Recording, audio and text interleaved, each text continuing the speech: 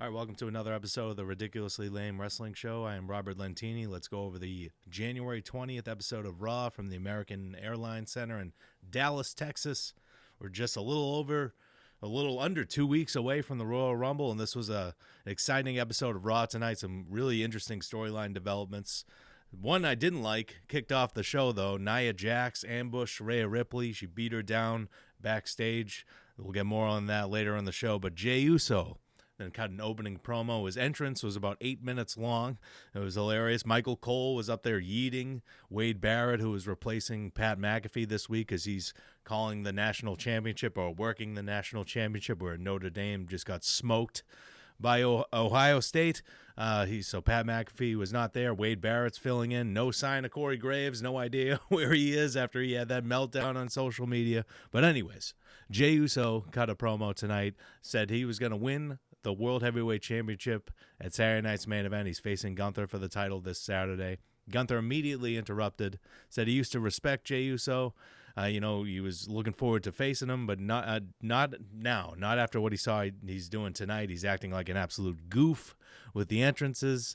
He's not taking himself seriously. They noted that, Jey Uso will focus on his own career until Roman Reigns, Sami Zayn, his brother, or whoever calls for help. Gunther said that makes him a useful idiot, and he doesn't even realize it. And Jey Uso's words do not match his actions. When the bell rings at Saturday night's main event, he's going to expose him as a flash in the pan who has no business being this close to the World Heavyweight Championship. Uso noted that everything that Gunther said was true. He is the mascot for the company, and his team is the fans. And they all got hyped, and he said they're going to be with me on Saturday night when I take the title from you. Main event, Jey added that only one of them has main evented WrestleMania, and it isn't Gunther, and this pissed the ring general off. He punched Jey Uso in the face. They brawled, but Jey Uso battled back, hit a super kick, and Gunther retreated. So this segment ended with Jey Uso standing tall, heading into his title match at Saturday night's main event. I will be absolutely shocked to the core if Jey Uso wins the title. I can't imagine them doing that, but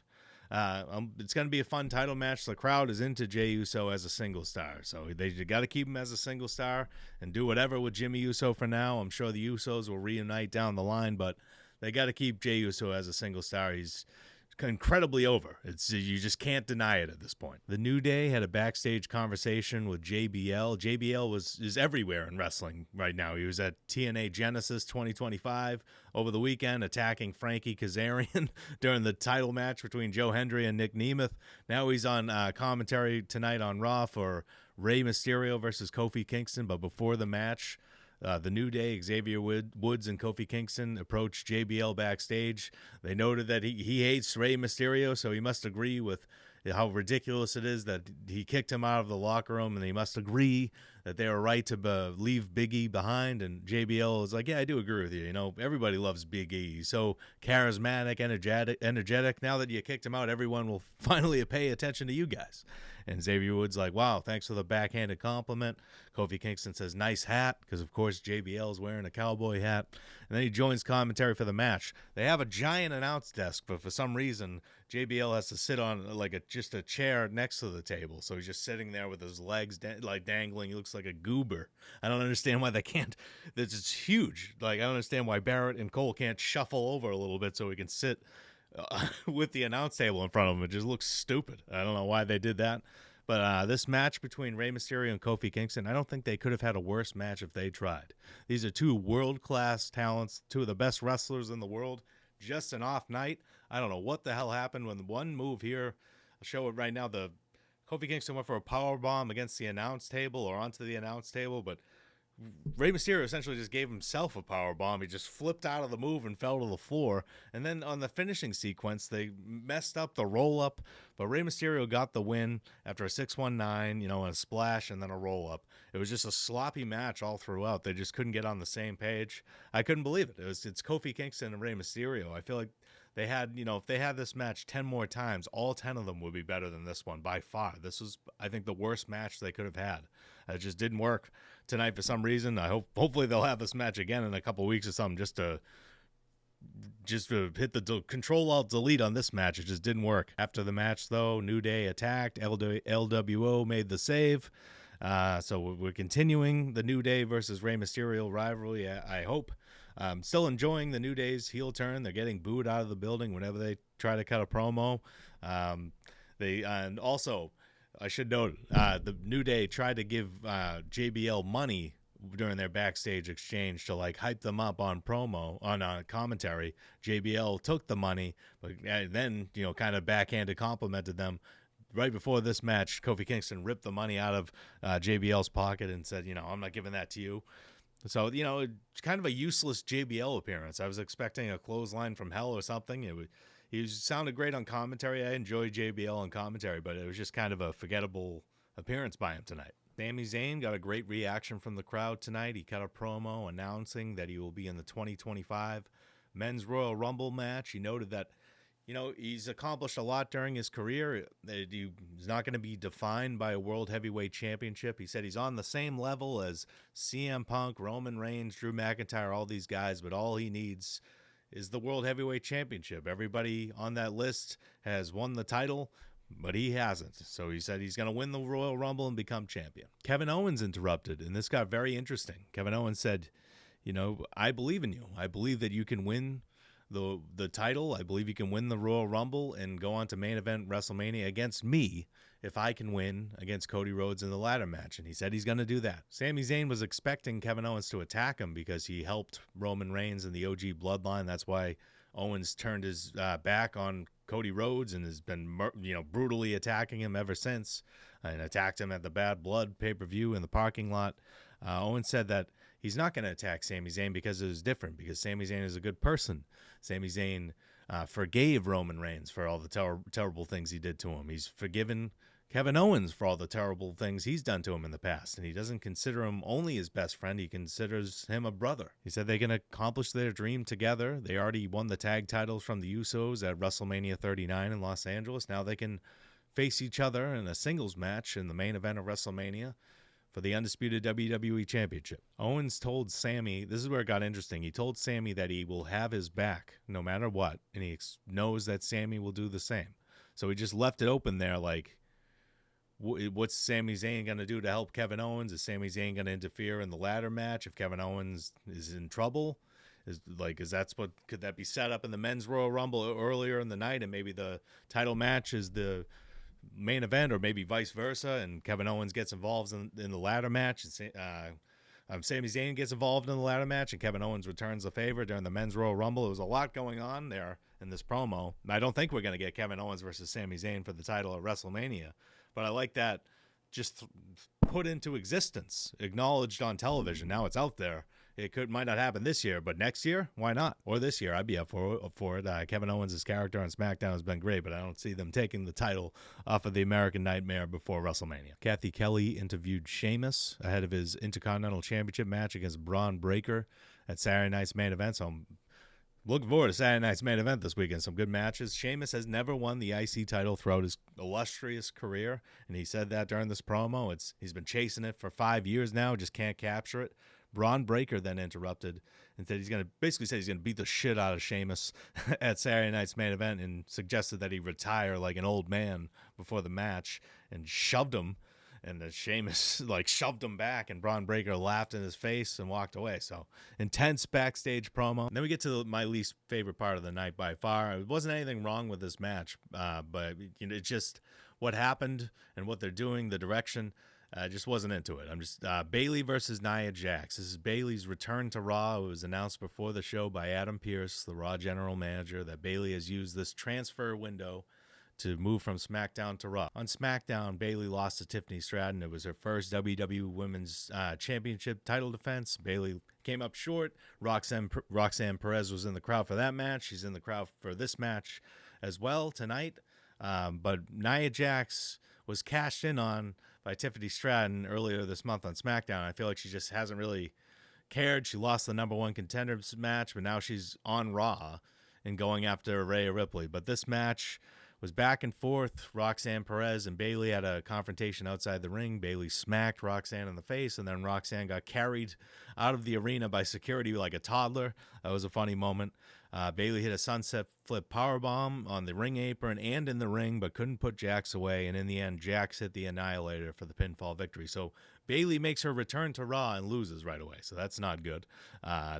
Wasn't a good look there. And then Rhea Ripley shows up because Nia Jax attacked her earlier in the night. They have this massive brawl. Another one of these security get involved, pull apart brawl. Adam Pearce waving his hands. My God, will you guys get it under control? They do this way too much now. It's exciting. Rhea Ripley jumping off the announce table was very exciting during this. It was a cool spot. But holy crap, do they do these security pull-aparts and just way too often now. You got CM Punk and Rollins earlier this month running up the entrance, through the stands, and it's just too much security pull-apart breakaways and Adam Pearce shouting and his head in hands. What are we going to do here? And Nick Aldis. It happens on SmackDown, too. It's just too much.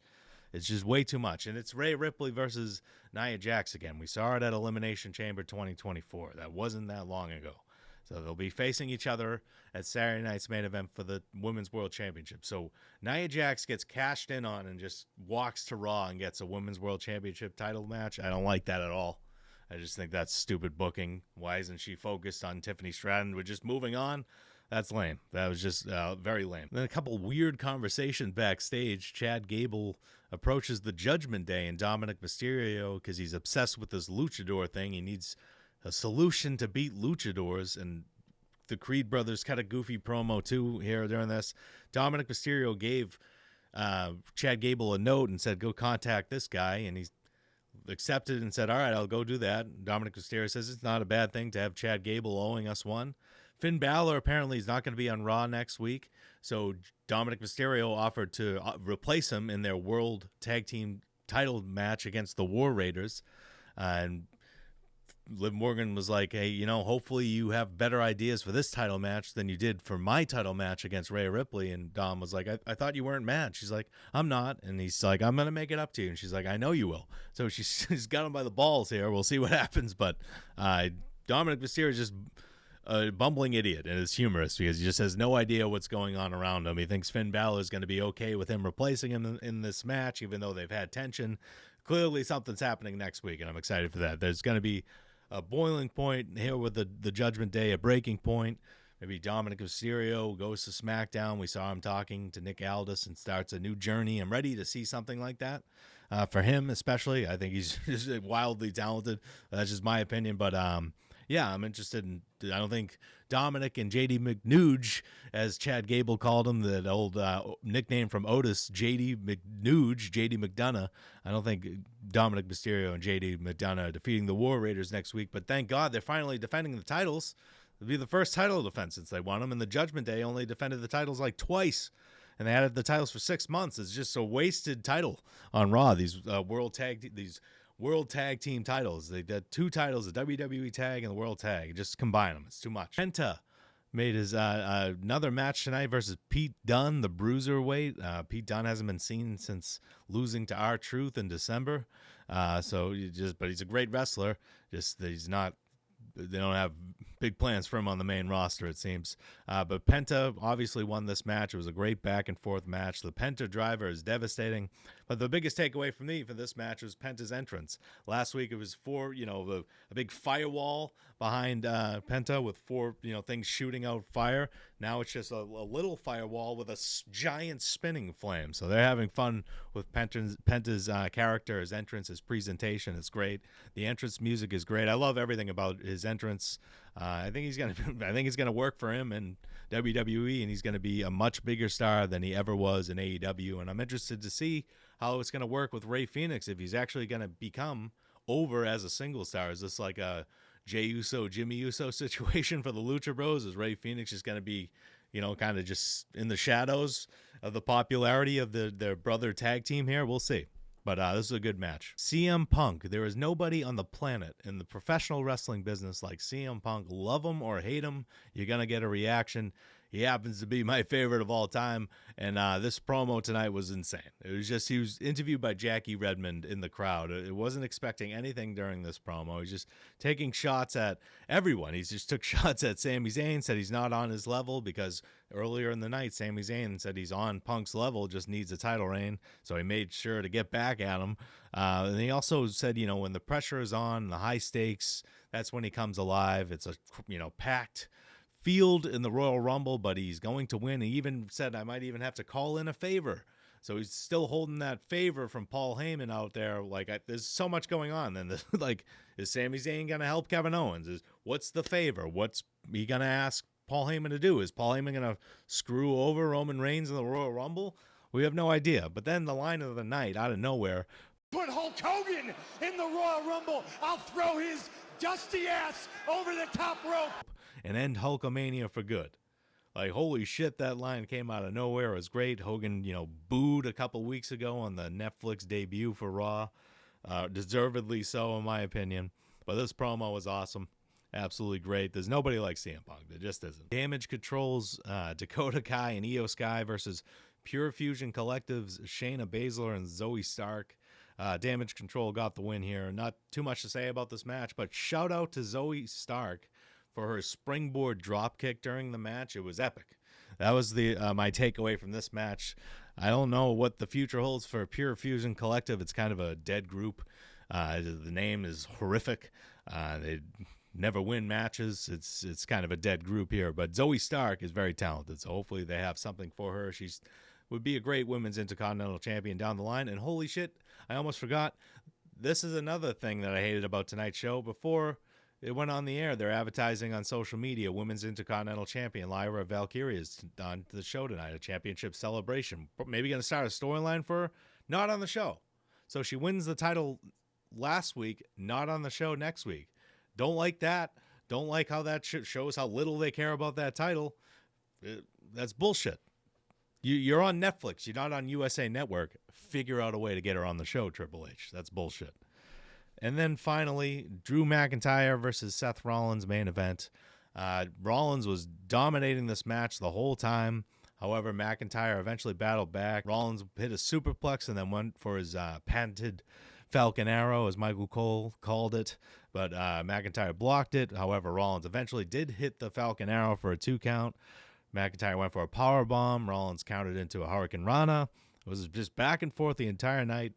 McIntyre poked Rollins in the eye, tried to steal a win with a Future Shock DDT, but the Visionary kicked out. In the end, Rollins stole the victory via a jackknife pin, a roll-up, is another way of saying it. And Jey Uso defeated Drew McIntyre Saturday night's main event, or no, on the Raw debut with a roll-up too. It's like, why is McIntyre losing so many roll-up matches here? But after the match, McIntyre attacked. Seth Rollins hit him with a Claymore. Sami Zayn rushed the ring.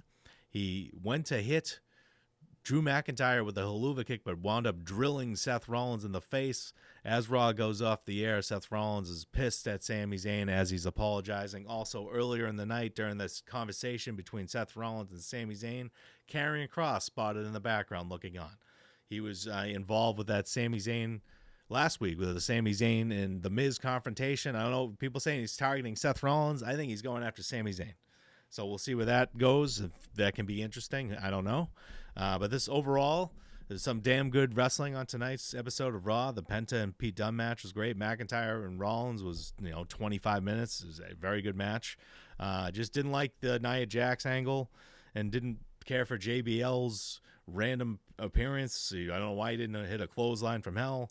Hated that Bayley lost her debut or her return match on Raw, and McIntyre losing via roll-up again. But again, I think he's going to snap, so it could be good at the end of the day. But just seeing McIntyre lose via roll-ups is kind of lame in the past 3 weeks twice. That's not cool to me at all. Thank you so much for watching this Raw review. We'll see you guys on Wednesday night for the Dynamite review.